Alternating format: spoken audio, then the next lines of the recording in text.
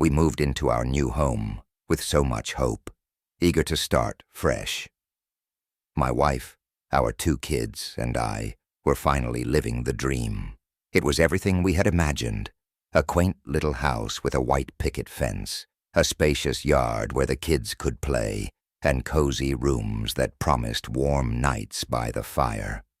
I felt like we'd won the lottery, but that feeling didn't last long. Almost immediately, strange things started happening, and the house we thought would be our sanctuary quickly began to feel like a trap. It was subtle at first, a cold breeze that didn't make sense. I'd be standing by the fireplace, warming my hands, but still, that icy chill would settle on the back of my neck. The kids' toys seemed to have a mind of their own, moving around in their room when no one was watching. I shrugged it off. Maybe the kids were playing tricks. Maybe my wife moved them without thinking. But deep down, I felt something wasn't right. The shadows were the worst part. You know how sometimes you catch something out of the corner of your eye? That flicker, that movement that disappears the moment you turn your head. That was happening constantly. I told myself it was just my mind playing tricks. But each time it happened, the unease grew, gnawing at me like a sickness. My wife noticed it too. She didn't say anything at first, but I could see it in the way she'd freeze, eyes darting across the room. The kids were more sensitive than we were, though. They started waking up in the middle of the night, saying they'd heard footsteps, that someone had been standing in their doorway, just watching. One evening, when we sat down for dinner, everything came to a head. The lights in the dining room flickered violently, then shut off completely. We sat there in the dark, and that's when I heard it, a voice low and raspy, whispering my name. It wasn't coming from any of us, and it wasn't the wind. It was real, close, as though someone was right behind me, leaning in. The sound of it made my skin crawl. My wife gripped my arm. "Did you hear that?" I nodded. My heart pounded in my chest, a cold sweat forming on my brow. The kids sat frozen, wide-eyed, too scared to speak. I didn't want to frighten them more, so I forced a smile and told them everything was fine. But the look on my wife's face told me she knew I was lying. That night was the worst of all. I barely slept. When I did drift off, nightmares greeted me. The house was different in my dreams, darker, more alive.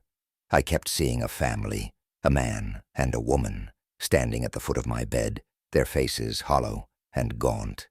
They didn't say anything, just stared at me with eyes that seemed bottomless, filled with sorrow and something else, something sinister. When I woke up, the room was freezing, colder than it had ever been. I could see my breath fogging in the air. But the worst part was the door. It was wide open, though I knew I had closed and locked it before bed. I stumbled into the hallway, my heart racing, and that's when I saw it. A shadow, darting around the corner, disappearing into the darkness of the house. I wasn't imagining it. Something was there. The next day, I couldn't shake the feeling that we were being watched. It wasn't paranoia. It was a certainty. I could feel it, like eyes burning into the back of my head. My wife felt it too. She asked me if we should look into the house's history. I was reluctant, thinking it would only fuel her fear. But when the whispers and footsteps started during the day, when the kids began refusing to go into certain rooms, I knew we had no choice. It didn't take long to find out. The house had a history, all right. The previous owners had been a family, much like ours. But they hadn't just moved out. They'd died. Murder-suicide, the whispers said. The husband had lost his mind, killed his wife and kids, then himself. Their bodies were never found in the house, though. No one knew where they went, only that they had vanished. My stomach turned when I read that. Could it be them? The shadows, the whispers. Were they the lost souls of that family, trapped here, waiting for someone to notice? The next few nights were unbearable. The sounds got worse, louder, more deliberate. The voice calling my name grew more menacing. I started seeing things in the corners of my vision, dark figures lurking just out of sight. My wife begged me to leave, but where could we go? This was our home. We couldn't just leave. But one night, it pushed us too far. I woke to the sound of screaming, not my wife's, not my kids'. It was coming from downstairs. I bolted upright and ran to the stairs. There, in the middle of the living room, stood a figure, its face hidden in the shadows, but I could feel its eyes on me. I couldn't move. My body froze in place as the scream rose again, filling the house, reverberating off the walls. My wife rushed behind me, pulling the kids along, all of us trembling in terror. We didn't speak. We didn't wait. We fled that night, leaving everything behind. We never went back. To this day, I can still hear that voice whispering my name, echoing in the back of my mind. I don't know if it was the house or if something followed us when we left, but one thing is for sure. We'll never be the same again, and neither will that house. They say the veil between the living and the dead is thinnest on Halloween night, but I never gave much thought to legends. At least, not until that night. My name is John, and I've been a truck driver for nearly 2 decades. I've logged more hours on the road than I care to count, and in all that time, I've seen my share of strange things. But what happened to me on that Halloween, it still haunts me. It was a typical late-night run. I've always preferred driving at night. Fewer cars, less noise, just me and the hum of the engine. There's something peaceful about it, a kind of isolation that lets your mind wander.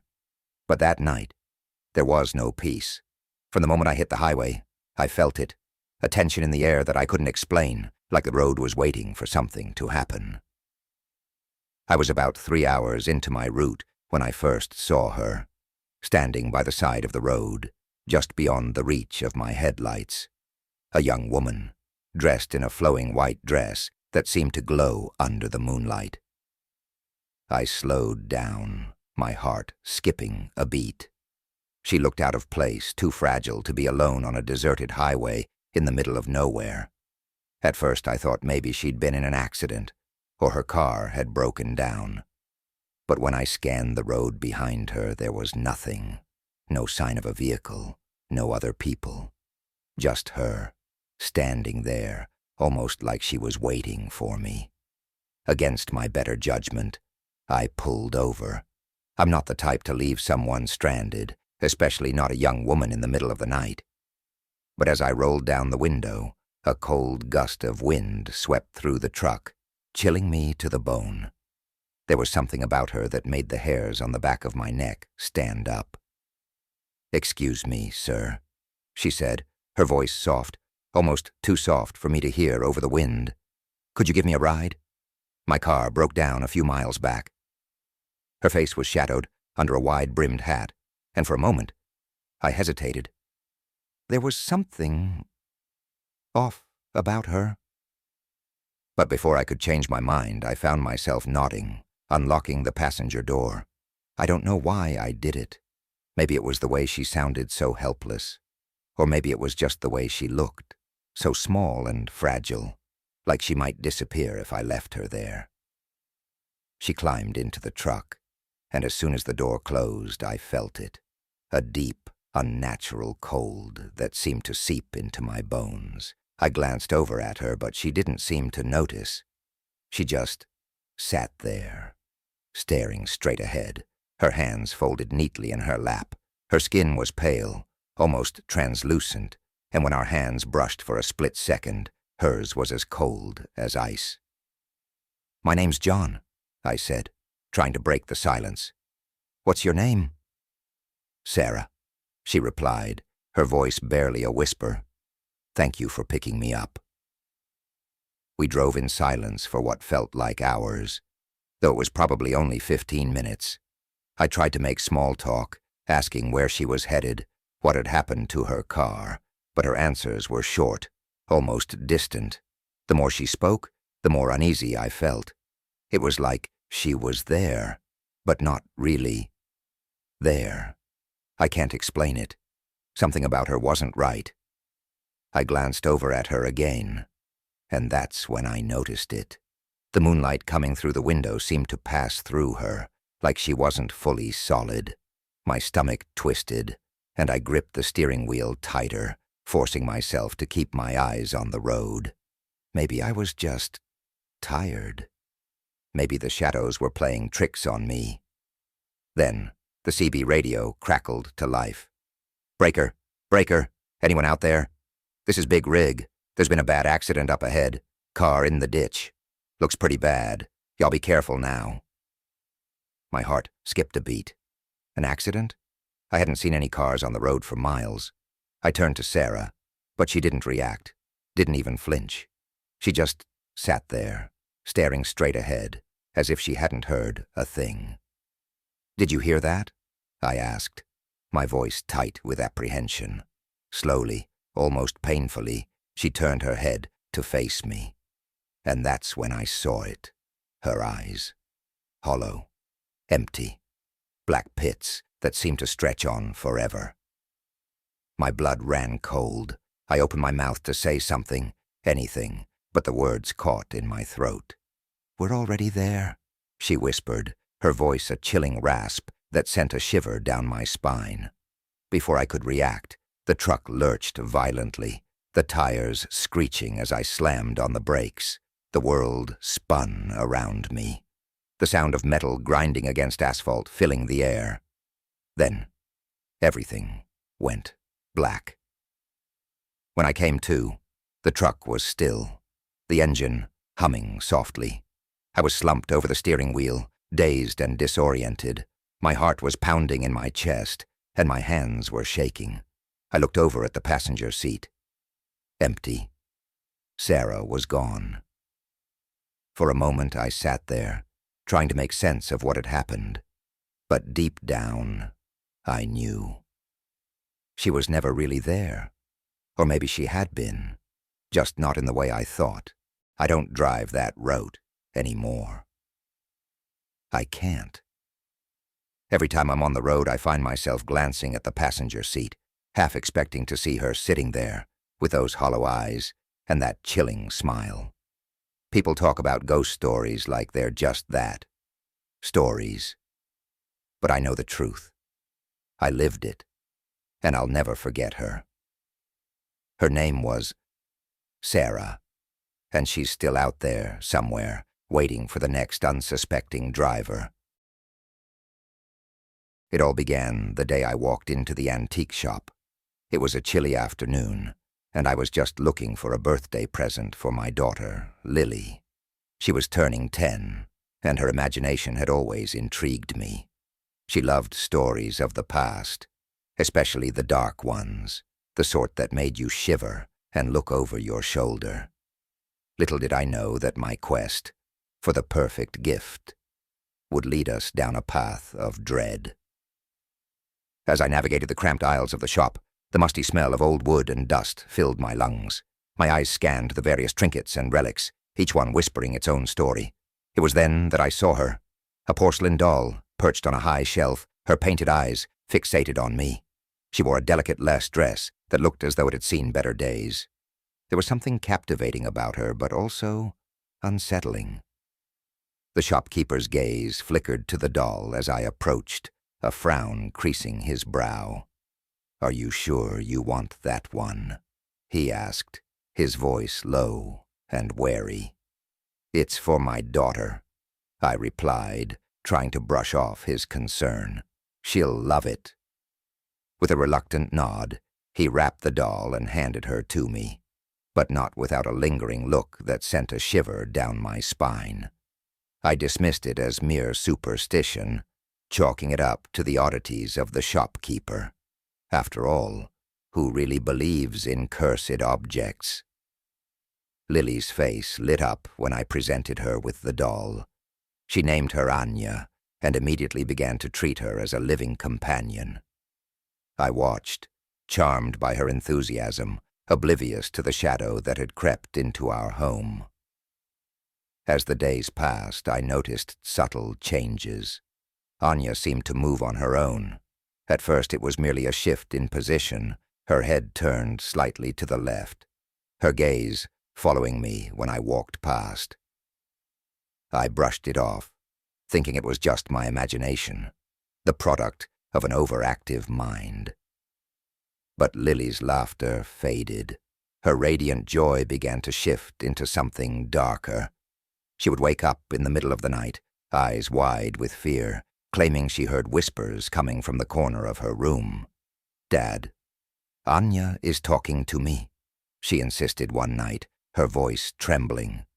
"Sweetheart, dolls can't talk.